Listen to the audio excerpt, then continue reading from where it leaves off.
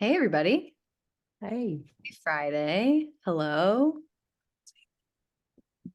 Hello, and welcome to the Brooklyn Rail's 1083rd New Social Environment. I'm Chloe Stagaman, Director of Programs here at the Rail, and I have the extreme joy of being your MC today for a conversation featuring Leilah Babirye and Ksenia M. Soboleva. And now I'll introduce Leilah and Ksenia. Leilah Babirye's multidisciplinary practice transforms everyday materials into objects that address issues surrounding identity, sexuality, and human rights. She studied art at Makerere University in Kampala, Uganda, and participated in the Fire Island Artist Residency in 2015. In 2018, she received asylum in the US with support from the African Services Committee and the NYC Anti-Violence Project. The artist frequently uses traditional African masks to explore the diversity of LGBTQI identities, assembling them from ceramics, metal, and hand-carved wood. And our host today, Dr. Ksenia M. Soboleva, is a New York-based art historian specializing in queer art and culture. She holds a PhD from the Institute of Fine Arts at NYU with a dissertation on art, AIDS, and lesbian identity in the United States. Soboleva is currently working on a book titled Friendship as a Way of Art, Queer Identity and Visual Citation, and co-editing with Svetlana Kito, the first major publication on the lesbian gallery Trial Bloom. She teaches at the New School and NYU. And with that, I'm going to pass it over to Ksenia to get us started. Thank you so much, Chloe, and hi, everyone. Thank you to everyone at the Brooklyn Rail for making this possible. I'm so happy that the NSE is back. I hope everyone had a great summer, and I am thrilled to be here with Leilah, and this is actually not at all our first conversation, because Leilah, you and I met in 2018, right after your show at your first solo exhibition at Robichaux. And then in 2019, I was curating a small 3-person show at Assembly Room on the Lower East Side, which no longer exists, but it was Leilah Babirye and Nathan Story Freeman. And Assembly Room was a space that was founded and directed by 3 women, Julia Topci, Paula Gallio, and Natasha Becker, who is now at the Young Museum and curated what looks like an absolutely stunning exhibition of your work, Leilah. And I am a big fan of anything Natasha does as well. So I'm not surprised that this was just a match made in heaven, as they say. But every time we speak, I think our last conversation was for Ball Magazine 2 years ago. And since then, you have been so busy. You have so much going on. Just in the past few months, you've had the exhibition at the Yorkshire Sculpture Park opened in March and closes this Sunday. Then you're in the Venice Biennial, which I was very happy to see this summer. And then the exhibition at the Young Museum opened in June and will be up until October. If anyone wants to pay for my airfare, I would really like to see it. And then next week you have another solo show opening at Gordon Robichaux in one of their 2 spaces, and the other space will be a show of Siobhan Little, which I'm also very excited about. So anyway, all this to say, every time that we speak, there have been so many developments in your practice, and there's so much to catch up on. And every conversation reveals new insights into your work. So I actually want to start by reflecting on the last 9 years. You came here from Uganda in 2015 through the Fire Island Artist Residency. Then you received asylum in 2018. And I remember we met around that time, and this was a point of connection between us, was talking about the forced displacement from one's country of birth, and the way queer people are treated in Russia, in my case, and Uganda. And so looking back now on the last 9 years, what were the highlights that have shaped your both your work and your identity as an artist? That was a long question. Thank you very much, Ksenia. And, I'm always happy to see you all the time. Just like you've mentioned, it's not the first time we're having a conversation or meeting or, having different conversations. And I would like to first thank the Brooklyn Rail to make this happen and the entire team back and forth, both on my side, Gordon Robichaux, Stephen Friedman team, my studio manager, everybody that has really worked so hard to make this happen. Even when I'm away, and they still made it happen. And I'm looking forward to, it is going to be a long discussion. The fact that we know each other, we've seen each other grow. From 2018, it's been a long time. And that question is pretty wide. I'm going to get back to the professor and ask you to break it down for me. It is, if you ask me how my work has changed or evolved from 2018 to 2024 right now, it's taken a long, long, long turn from that, the time you saw me, or from the time that I arrived in this country, started making art in basically serious art 2018 to now. So it's that journey has both maturity, growth in the work itself, dynamics on how I've kept on changing my, titles from pain to where we are now. So it's a very broad question. So where should I start from, Professor? Maybe let's start in the present, and let's start with the Yorkshire Sculpture Park show. What was it like to work on that show, and were there any realizations that you had about the growth of your practice since? And actually something that I noticed is that all these recent shows are focused on your sculpture, and at some point you were making works on paper as well, but I feel like you're really leaning into your sculpture practice, and so yeah, what has that been like? So starting off from thank you again. So let's start from the Yorkshire, just like you're saying. That's that. So when we look at the whole entire show at the Yorkshire, it was basically inspired by the environment. And I'm going to talk a little brief about why I didn't, or why mostly right now my work is focused on sculpture. One minute.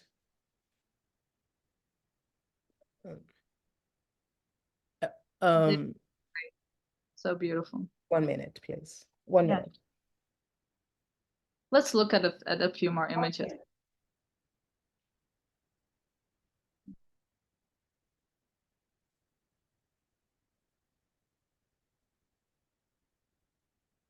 And for those who just joined us, this show is up until this Sunday, this upcoming Sunday. I'm sorry, I'm back.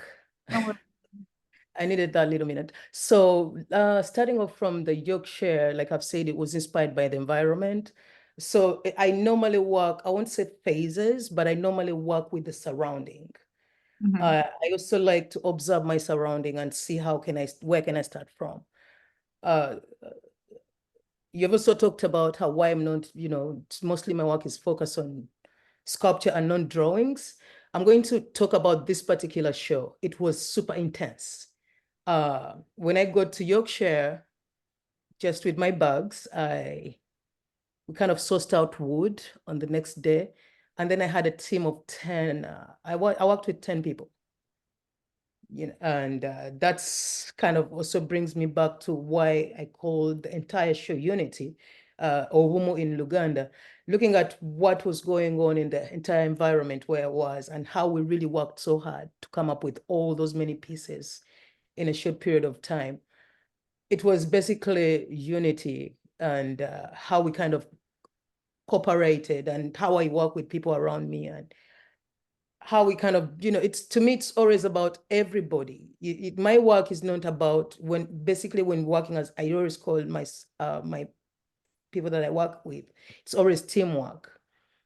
And that particular show, there wasn't any drawings because of the past time.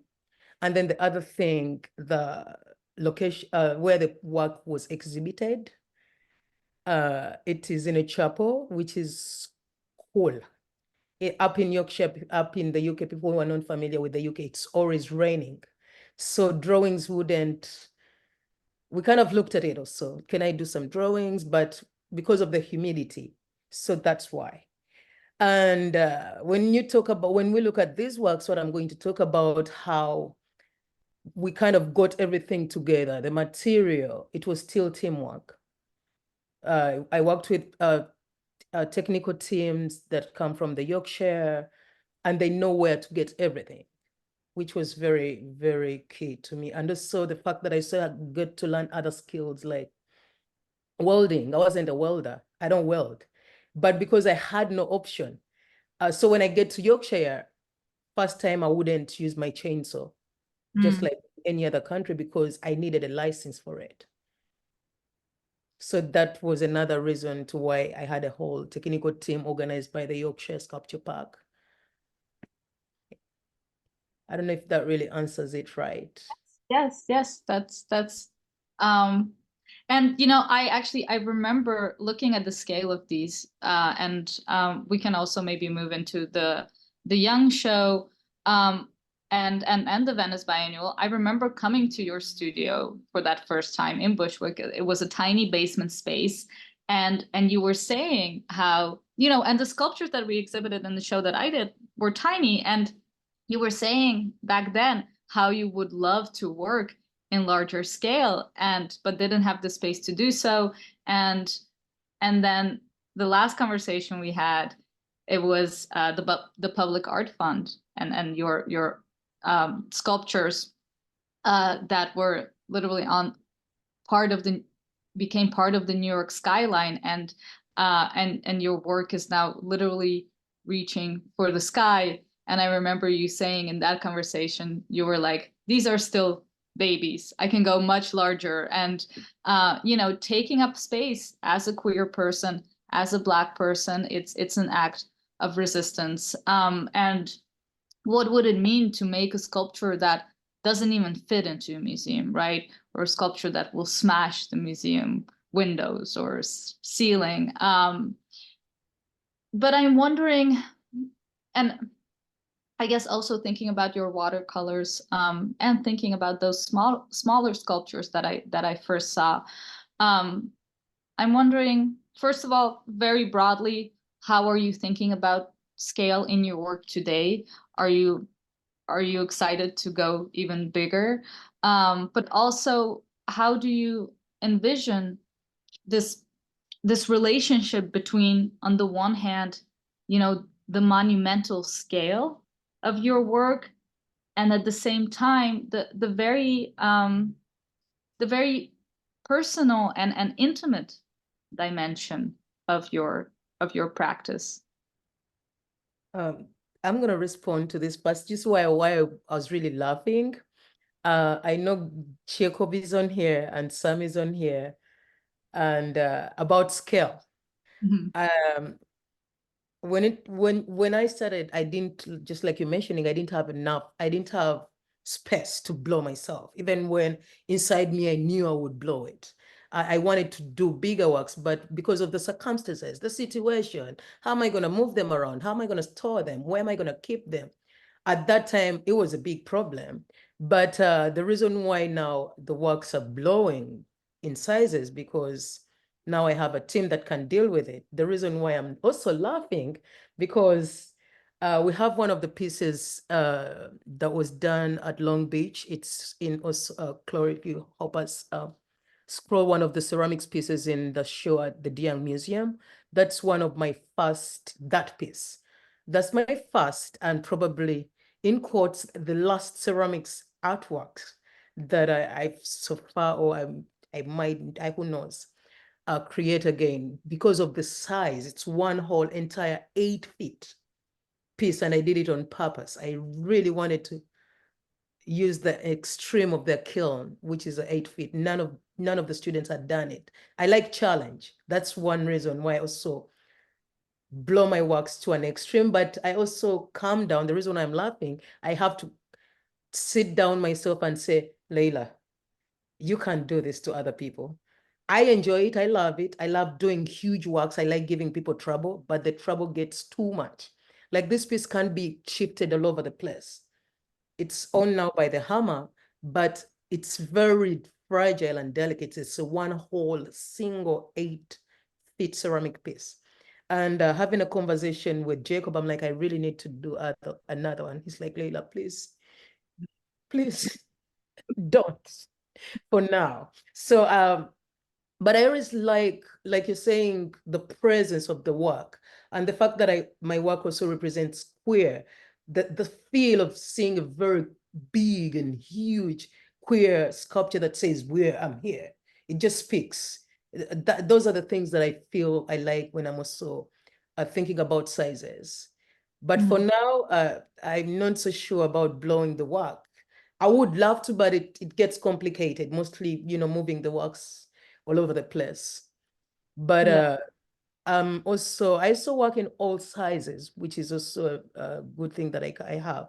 Work in all sizes. I have 2-inch works to 8 feet to 9 feet works. So that has also come in along the way because of the teamwork that I work with. I don't think I would do this by myself. It's also along the way. It's been along the way. Now we can't afford blowing it up. We can't afford taking it from place to place, which used not to happen earlier. Yeah. I think that is also what excites me. The fact that I know Jacob will deal with it. And how was it, now that we're looking at the young show, we have a history, how was it to work on this show and to work with Natasha? And how long was it in the planning, and how did you select the other objects that you're exhibiting as part of the show as well as your work? Working with Natasha is like talking to you. I'm sorry to bring it in that way. It's like I've known Natasha since 2018, and she didn't give up following my work till today. So when she reached out through the gallery, they kind of, said, they said, this is a beautiful opportunity. Let's take it on.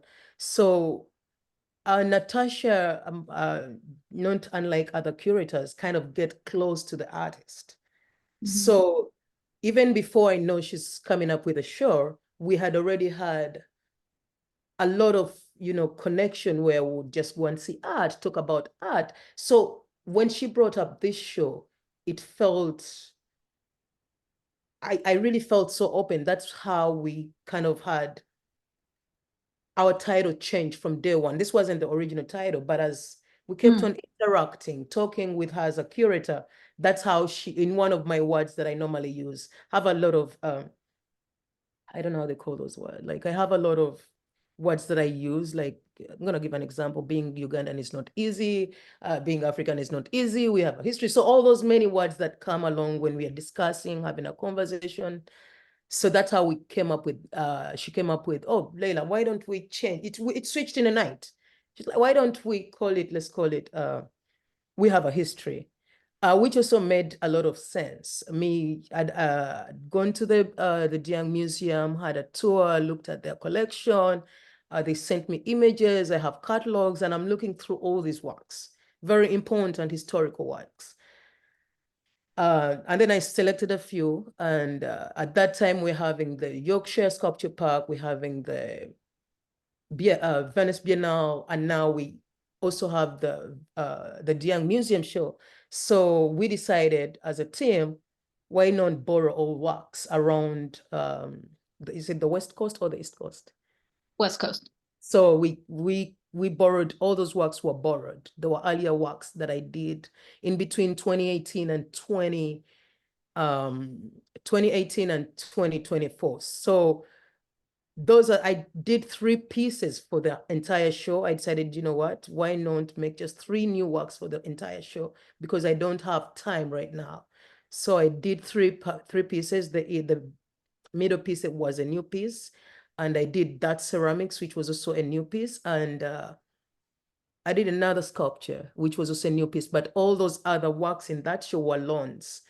We thank very much for everybody who loaned their works to us, because I know how dearly people love these works, which I did. Of course, I know, but it got so extreme when one of the collector who also attended, and I kept on saying, "Oh, thank you for allowing to borrow us or lend us your, the baby." He kept on telling me, "Leilah, that is not your baby. I lend you the baby." So till today, that still buzzes. Oh, these babies are no longer mine.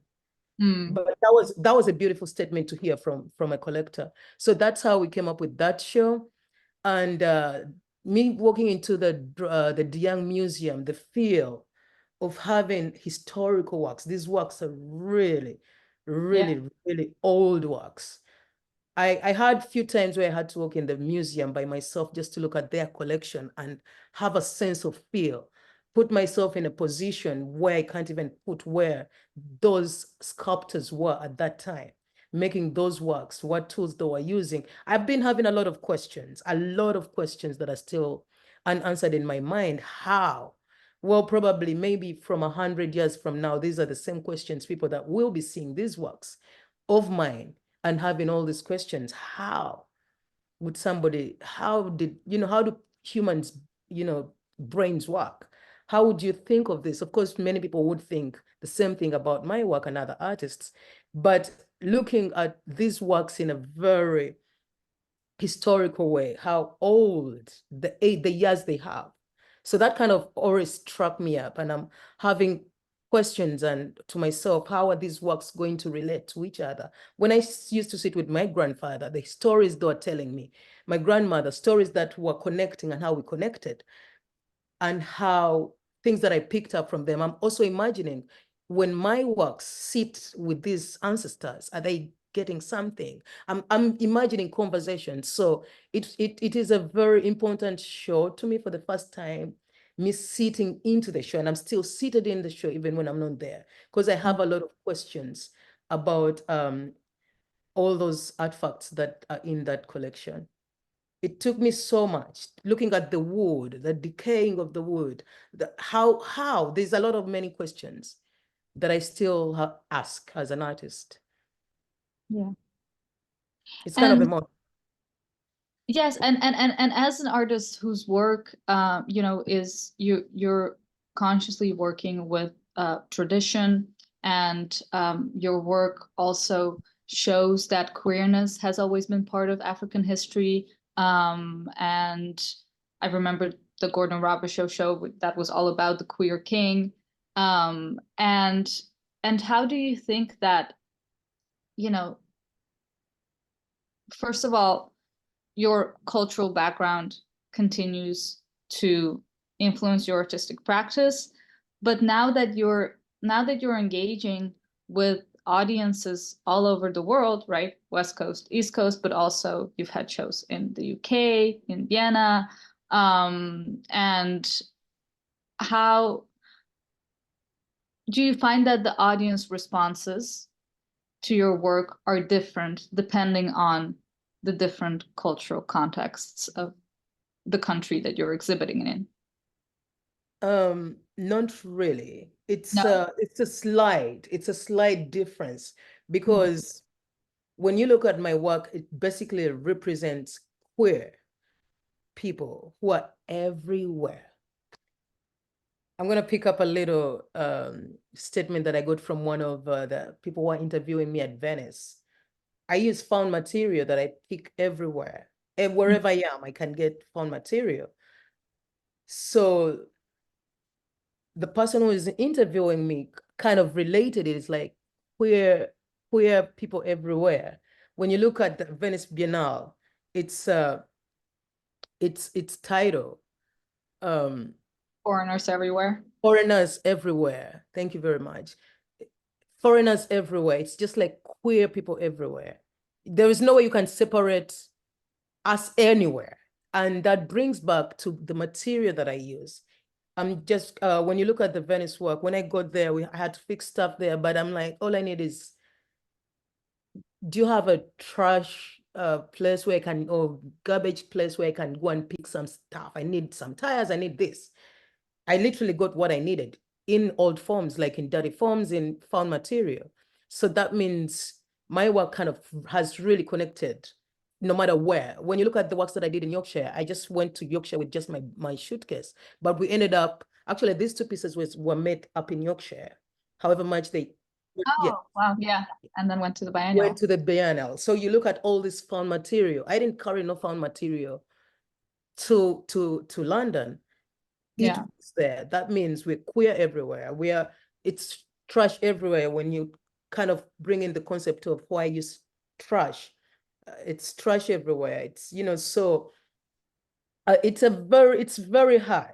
If it's tough, if it's homophobic words, I still get the same homophobic words from wherever I go, from wherever I roll over the world, because it's still the same people. It's homophobes everywhere. It's queer people everywhere.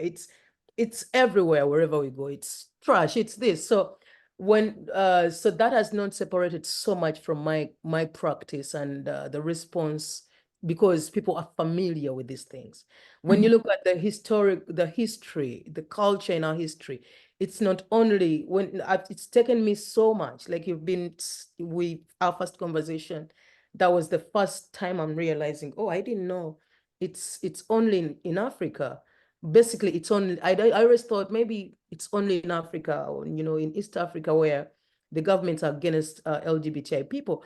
But now I started realizing, oh, I didn't know even other countries, like in Europe. We grew up treasuring Europe, America, London, all these other continents that are not in Africa. All these other countries that are not in Africa, we always thought, oh, it's a bed of roses. But it's until you're in there, you realize, oh, even in New York, there are homophobic people. So these are new things that I also had to learn.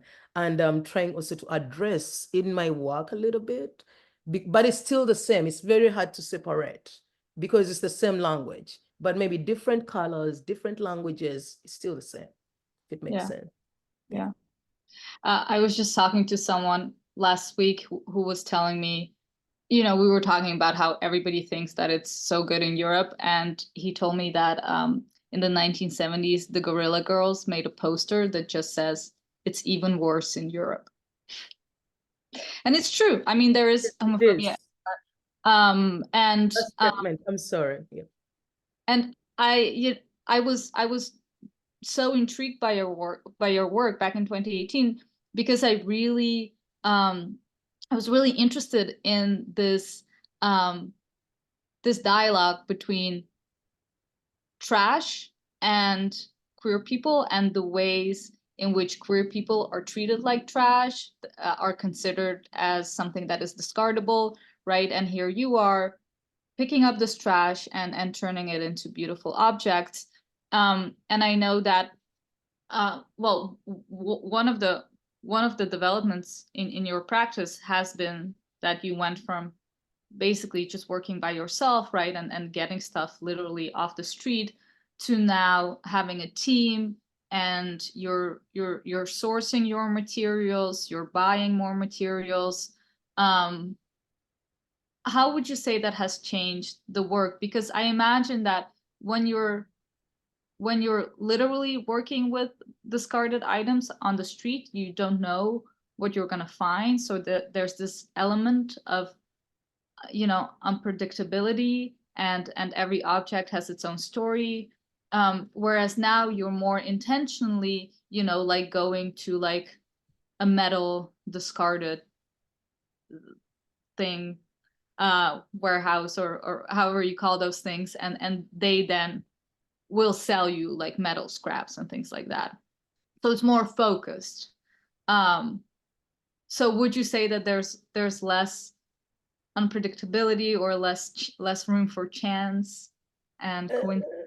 It feels like even working with a team, it feels like it's organized now, but it's not. So how I still use my found material. So most times I just walk into these stores now because I just enjoy seeing, I just enjoy seeing, going to the dumpster and seeing all these metals being, I just enjoy that. It's not on purpose that I literally go there, but I just enjoy it. So when I pass by, I'm like, okay, let me maybe go with something. But it still gets back to, they're still not intended. Like I don't go to intend and be, okay, today this is, because like you're saying, it's unexpected. You don't know what you're going to find there. You're not sure, okay, what am I going to, even when you go there today and see, let's say copper metal, metal sheets or this or that, when you go back tomorrow, it's not there. When you go back in 2 hours from there, it's not there. So it's very hard to have something recycled that you've intended to. Maybe if I was using maybe computers, that would be normal. Like, okay, I'm going to get computers, but I don't know what I'm going to get. Mostly I go there for having a great time. I just love going there and just chat and have a great time. But it takes us back to the fact that I still find my material from the streets and still come with it. And a few of my studio assistants come with stuff around. I'll be like, and then I'll be like, I don't think I'll need that. I'm sorry, at times I used to be segregative. I kind of reject them, but this won't work.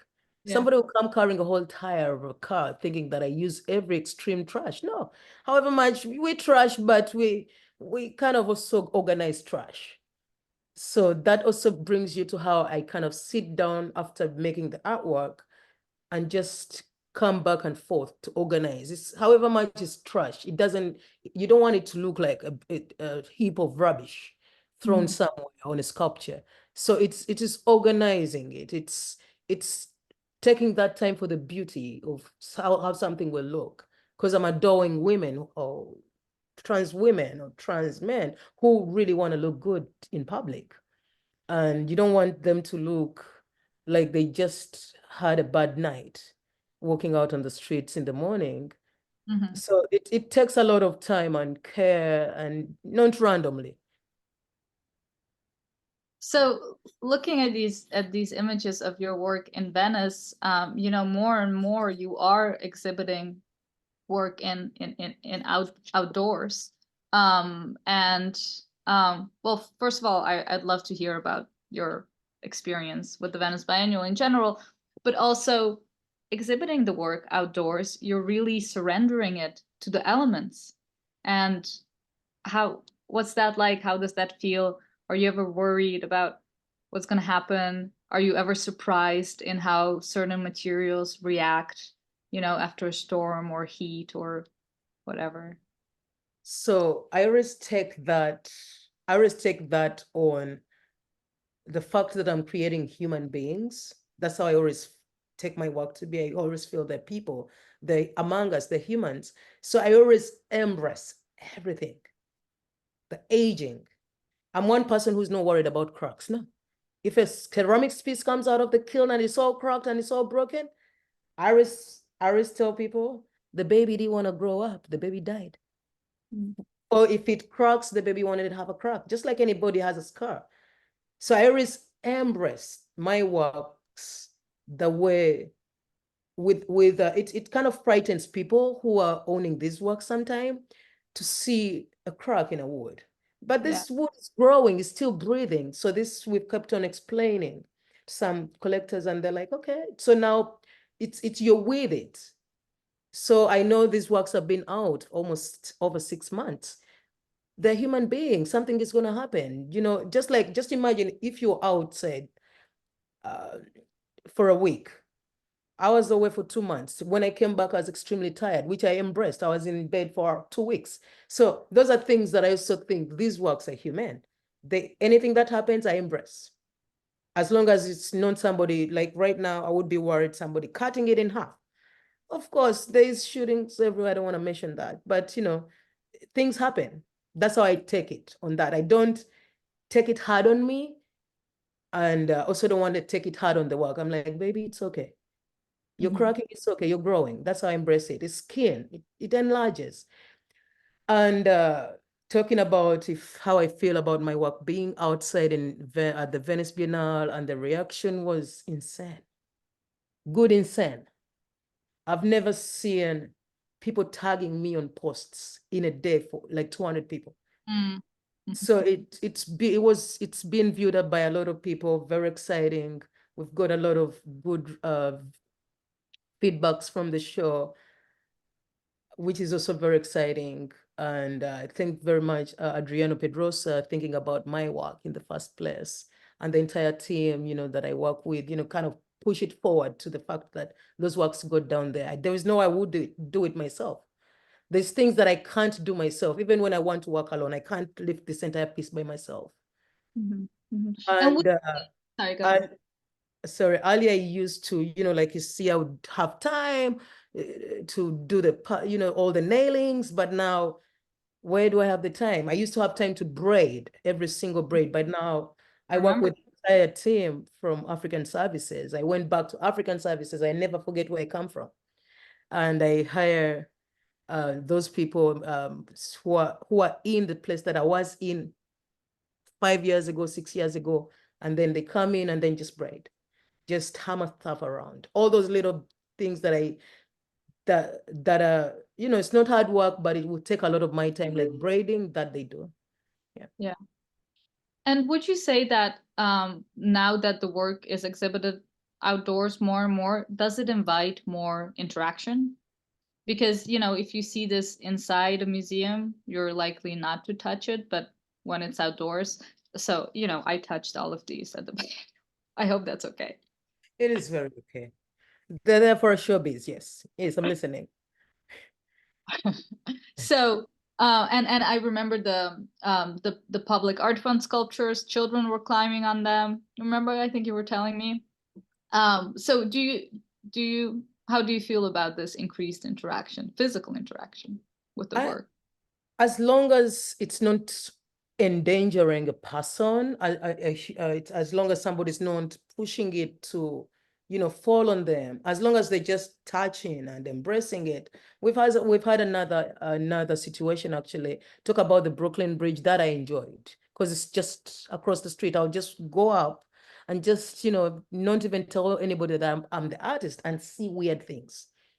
I see people kneeling down. I see people doing everything, lots of things. But I used to just think I enjoy the interaction. People unbraid and braid. We've seen that also happen at Venice Biennale. One of the pieces, somebody came in and unbraided it. Really? Yeah, of course, which is okay. Babies out there, they need to be braided, unbraided. It's okay. I like the interaction. I like when people want to find what is going on, what material is this. When people touch, it means they're interested. It means they want to know. They're curious. That's why they are getting close and they want to touch.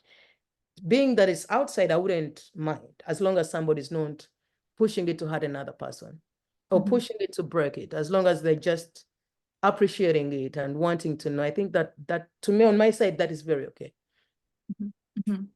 And in terms of the making of the work, it also demands so much physically from you.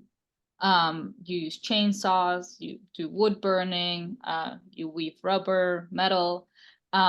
And I'm curious, how does that very physical process influence the form, and how much room for unpredictability is there in that? Like, do you have a very specific, let's say, you have a piece of wood and you're going to burn it. Do you have a very specific idea of the way that you want it to look? Or do you sort of go with the flow of the process and are open to a multitude of results? So on that, I always just dive in, and I've always said I never have sketches. So whatever is in my head is what comes out. So whatever is on my mind, it's just in there. That's how I just end up. I think just like I don't know how other artists work, because you've seen artists just sketch. So that instead of me sketching, I just dive in direct. I don't feel like I've always gone away from sketching, because I feel like even when I sketch, something won't come out the way it's supposed to come out. I always feel like, so I just dive in. And when I dive in, I just, whatever comes out. And when I'm going to give an example of a ceramic, okay, we're looking at wood. So after creating a face, after having a form, I then start thinking. That's when the thinking part comes. So now how is this baby going to look? How is she going to dress up? So that is the longest process of my making art. That can take me weeks. And it can take me weeks to figure out what to add on, what to take on. It takes forever. But when I figure it out and feel it, of course, it normally comes out well. I'll be like, okay, all I need is just a chain coming down, and that's done. And I'll end up, so I'm in my studio back and forth without anybody in the studio, just to look, just to feel how I put myself in that piece and see how do I feel. You find me doing the poses, doing all those little things. I'm like, how about if the hair flows down? So I'm in there. I'm on the road, I'm going to take a train, I'm thinking. I'm not only in the studio, but on the train station. I'm in the studio indirectly. I'm thinking about the work that I left in the studio. How is she going to look? So that's the longest time. And that is very unpredictable time, and very also unpredictable on what I really want to make. Well, it's very hard, but it always comes out. Like you're saying, maybe I eventually go with the flow, but that flow at times, it doesn't bring it out well. You have to critically now go in and be, are you beautiful? How do you look? You talk to it. I always talk to my work. Yeah, I know. Yeah, I remember you saying I always that. talk to my work. And the work talks to you. You feel it. You feel when she says no. Yeah. And then when you take it, you feel like she says it's fine. So with your upcoming show at Gordon Robichaux, what has the work been telling you lately? So my work has, oh God, do you guys hear that? No. I'm not a computer person, so I have messages popping on there. Hope you're not hearing that, okay? So you know how the phone gets the message and then the computer gets the message? I'm not turn that off. I can't do that. Yeah. So my work has changed from, this was, I think, 2020. When you look at my earlier works, even way back home in Uganda, they're about pain. They're about doing metaphors of things that I thought can be educative in a way to my people, how to understand the anti-homosexuality bill, how can we look at that? It was basically about pain. We've been in too much pain as gay people. We've been too much harassed. It's too much. We're crying. But at the end of the day, I'm like, when are we going to stop lamenting? When are we going to stop crying? How can we fight back in a proper way of saying we're done? So that's where my work has come from. Pain to adjusting it to things that I feel like, okay, this is us. We're beautiful. We are good. Just giving my works beautiful names. To now, okay, let's get people that are famous and put those people, their names in our position and see how they feel. I have a piece that I did a few years ago called Speaker of Parliament, Kadaga Rebecca, which was basically like, we are here, but we're not what you guys think. I named it Rebecca. I named it actually her name. Okay, Kadaga, and the reason why I named it, because I want Kadaga, the member of parliament, come in and feel how it feels to be attacked. So it's been a long process to now just embracing people that are known and famous in the country, people that can relate, people who people can relate to, and just giving them queer names and see how people feel about it.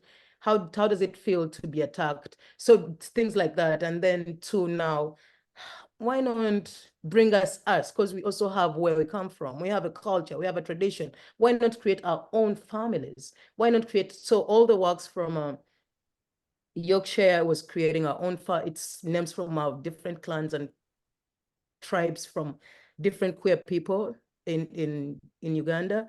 And then the works that are in Venice, I represented the entire country, the different regions. Instead of, unlike my case study has always been where I come from in the central Uganda, but I decided to honor all other queer people in the 5 regions of the country. So every piece represents a queer person in those other districts or countries, all regions in Uganda. And then when you look at the De Young Museum, I just picked from the different cultures that I come from. And then for these particular works, I just chose random names that are given to kids or children in Uganda, like Peace. You know how people just name Peace because parents feel like this child might be peaceful. So this time around, it's just playing around with these beautiful names and giving them to why not give them to us? Why not have a queer peace name, you know? So that's what I looked at with this particular show that is coming up. And this is one of the baby. You see how dramatic now they're getting, more dramatic. Yeah. And you are, I mean, you are such an important voice for the queer community in Uganda. Are there any stories that you can share about how your work has impacted queer people in your country?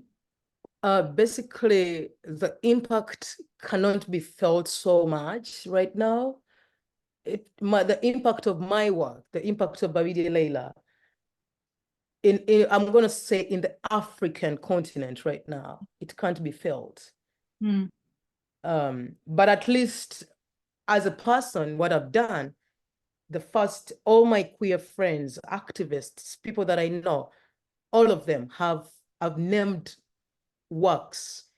I've named works after their names. Does that make sense? So in the history, many years, when people start recognizing my importance in Africa or in Uganda, they'll be like, oh, there's this name. Oh, that was a queer person. Oh, we remember that person. Oh, we've heard of that person. So that is the impact. That is what I've done. But the impact and the reasons why I think is still the anti-homosexuality bill that is now spreading all over Africa. And we still have our own issues as Africans. That's why we always pull it out. This is our Kabite, which is also the one who lives with peace, is also going to be in the show at Gordon Robichaux. So because we also still have a lot to deal with in our countries, and art is not yet put on the forefront, mostly in Uganda. Unlike, you know, countries where people here, it's really valued. It's like you have the armor, we have frieze, we have all these things that connect people all over the world. That's not yet happened so much in Africa. So the impact, but there's activists who are doing a lot of work, just speaking. And when you also look at art, there's a few people who understand what is going on in the art world. So I think that's why my impact is not yet felt. And what are you most excited about looking forward? Excited about looking forward. After these very busy few months, you're gonna take a break? I was away for 6 weeks. Oh, come on. I've been away for 6 weeks. Unlike all the time I share all my drama, but this time I've not yet shared my drama. I was away for 6 weeks after the Diang show. I took a break for 6 weeks, went down to Thailand, Malaysia, Singapore, and then Dubai with my young brother. So every year I make sure I get somebody who's never been on a plane in my family and put them on the plane. So I traveled with my brother and my nephew throughout those countries. Wow. So I took a break. So now I'm back. Now you're back. Back in action. What else do you do when you're in New York? You're either in your apartment or in the studio. And also looking forward for a book signing at Gordon Robichaux. I have one book that has been printed for me so far. It was done, I think, 2021. We've never signed that book. A few people know about it. And then, you know, looking forward to meet people and see the interaction of those new babies. I haven't seen them in person now. I know they were taken like a few months before I left. So looking forward to see how they look right now in the space. And about the scale, maybe if you ask me what I would be excited about if something came up and I have to do a who knows, a 20-feet sculpture that Have is you made. have you ever suspended anything from the ceiling? No, No. no. That is a good one. I got it. Yeah, because I've seen it on the floor, pedestals, on the wall, but I haven't seen it suspended.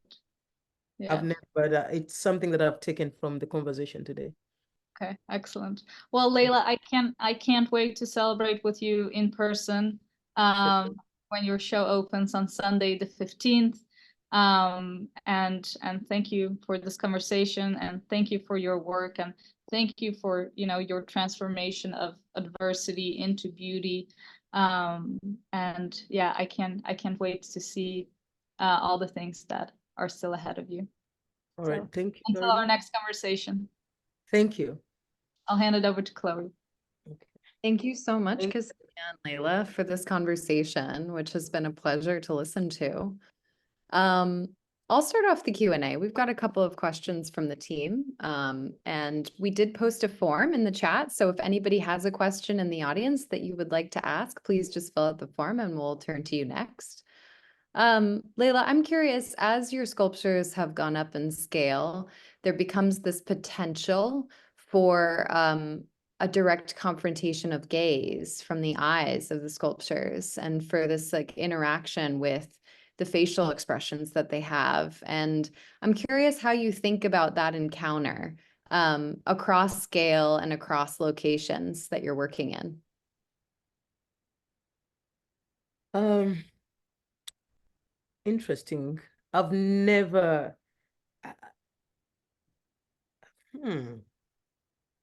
when it gets to the scale and location and how I feel about how people are going to think about my work because it's gay, I don't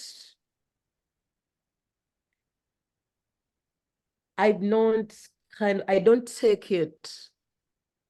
I've not actually ever thought about it in a homophobic way, mostly when my work is presented, because I've always believed, and I always believe, people who have come towards my work, unlike people I've just run into with, like on the public, at the Brooklyn Bridge, and I've never heard of it. I've not seen those reactions because I wasn't there. I'm not there, but probably for everybody who's coming in Venice, mostly for the Venice Biennale, which is now my second, it's going to be my third public artwork fund, public art outside. So I don't think of anybody who is homophobic. So I mean it more, less in a Let's see. homophobic way, but more in a way of like line of sight, like your sculptures. I've seen your shows, a few of your shows over time, and they're always sort of at different heights across an exhibition. Some are on plinths, some are quite tall and sort of stand on their own, some tower above you, especially as you've gotten larger and larger in scale. And each one creates a different encounter with a human viewer, because in certain ones you feel at eye level, like your eye contact is so strong with the sculpture and with the face. And with others, like it's towering above you and you're trying to get a sense of the expression. And I'm curious, you know, is that something that's going on in your mind as you're making the work yourself? And are you thinking about the dialogue between the person and the sculpture, or is it just the personality that imbues the sculpture with the scale that you're working with? I'm gonna go back to what, thank you very much for, breaking it down for me. I'm gonna go back to what Ksenia was kind of mentioning earlier. I think then I go with the flow. How much wood do I have? Because I know I still use found wood most times. So how much wood did I find? What length was it? I always work with whatever is around. It's not intentional. The size, the width, it's never intentional. Because it's not, I don't do it's not like somebody has commissioned. Oh, Leilah, according to my space, I need a 2-foot piece because no, I don't work like that. So that's not intentional. It just happens abrupt. It just happens. And so according to how they're organized, like in spaces, then that goes to the team side. What should we put? together? What should we put besides each other? Like we're having a show coming up in May, around May, I think, in Germany, in Berlin. But I always just work. Well, did I even throw that in? I just kind of work, and then leave it to them to kind of figure out where to put where. That's fascinating. Thank you so much, Leilah, for that answer. I think Charlie has a question next, so I'm going to turn it over to Charlie. Thank you, Chloe. Thank you, Ksenia and Leilah. It's been such an incredible conversation to listen to. One of the things I was wondering about as I looked at all the works was the genesis of making them. Do some pieces come together quickly? Do others require a lot longer? Is the process consistent, or does it change from one piece to another? Thank you. So that comes in the mood. What mood am I in? First, I don't work under any pressure. I don't work under any deadlines. I always make sure I beat the deadline. So it depends on the mood. Like if I'm in the best mood, right mood, I can do something. Like I mean, I want to be in the studio, and because I also work, I have a discipline where I work from 11 to 5, 11 to 6. So in that time, whatever I can create, whatever I get on hold on, I can do. So it depends. And then some things like you can work on it and don't feel. Like I have pieces in my studio that I've sat there since 2016. No, 2017.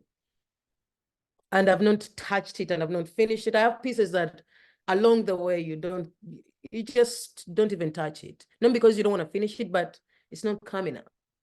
So I think it's also on the mood. Basically, I would put it on the mood. And sometimes, like, I'm gonna give an example, like, okay, I have Hugh Hayden. He proposes the Brooklyn Bridge. So we're looking at the site and then imagination of the site. How am I going to compete with the highline or the skyline? How am I going to compete with the skyline in the back? The sculptures are going to look like toys. So now I have a conversation. Should they be big? Should they then now have the size as part of it? But most time, if it's just my work, so most of my works that have been shown, it's just working randomly, and I have them in the studio and then just take them to the gallery, or we select them for any show. Because I just work random. I don't work on a particular something like, okay, today I have to do a 5-piece. No. Thank you. Thank you. You're welcome. Thank you. Thanks for that question, Charlie. Sure. I'll ask one more question, Leilah, and then we'll close out. But I am curious if you work with found materials, which I feel like you and Ksenia have gotten to talk a lot about. Is there a material that your work has just completely changed your relationship to? That maybe when you started making sculptures with found material, you saw in a different way, and now after making so many beautiful sculptures, you see the material from a completely new way. Metal.